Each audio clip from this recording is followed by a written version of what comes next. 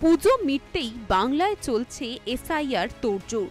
নির্বাচন কমিশন বারবার সেই প্রস্তুতি খতিয়ে দেখছে। যে কোনো দিনই ঘোষণা হতে পারে এসআইআর এর দিন। আর এমন পরিস্থিতিতেই এসআইআর নিয়ে মুখ খুললেন রাজ্যের বিরোধী দলনেতা শুভেন্দু অধিকারী। তার মতে ঠিকঠাক এসআইআর হলে 1 কোটিরও বেশি নাম বাদ যেতে পারে ভোটার লিস্ট থেকে।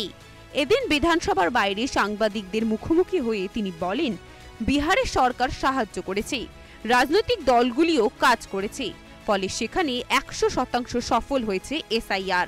এখানে বিস্তীর্ণ এলাকায় সন্ত্রাস আছে, জেপি নাড্ডা থেকে শুরু করে খগেন মুর্মু পর্যন্ত। আর সেখানে রাজনৈতিক দলের কর্মীরা সব বিএলওদের সঙ্গে থাকতে পারবে কিনা এ আশঙ্কা রয়েছে। বিএলওরা নির্ভয়ে প্রাণ বাঁচিয়ে বিহারের মতো এসআইআর করতে পারবে কিনা সেটারও আশঙ্কা রয়েছে।